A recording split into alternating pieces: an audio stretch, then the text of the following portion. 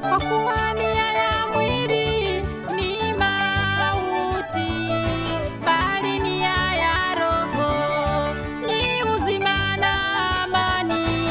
Ile nia ya mwili ni uadui juu ya Mungu. Wale wafuatao mwili hawampendezi Mungu. Kwa kuwa nia ya mwili ni mauti, bali nia ya Roho ni uzima na amani. Ile nia ya mwili ni uadui juu ya Mungu. Wale wafuatao mwili hawampendezi Mungu. Kwa kuwa mkifuata mambo ya mwili ninyi Mwapotea, mkiafisha matendo ya mwili wenu. kwa Roho mtaishi. Waongoza na Roho wa Mungu wote. Ni wana wa Mungu, Na ni warisi tena warisio. warisio na Kristo. Kwa kuwa mkifuata mambo ya mwili ninyi Mwapotea, mkiafisha matendo ya mwili wenu. kwa Roho mtaishi. Waongoza na Roho wa Mungu wote. Ni wana wa Mungu, Na ni warisi tena warisio. warisio na Kristo. Oh, warisio na Kristo. Oh, warisio na Kristo.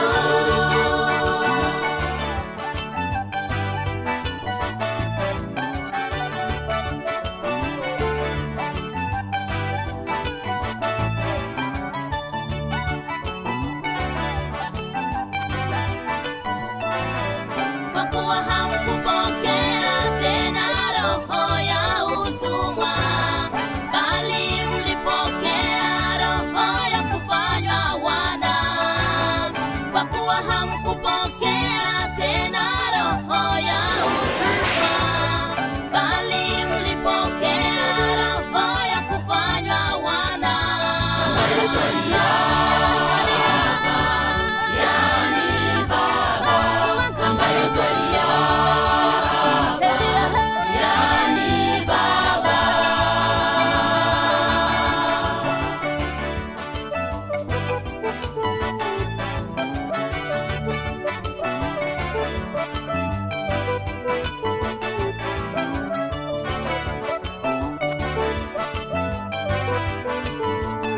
Basi enendeni kwa Roho, msizitimize zile tamaa za mwili ziletazo mauti. Kristo akiwa ndani yenu, miili yenu imekufa kwa sababu ya dhambi, bali roho zenu zi hai.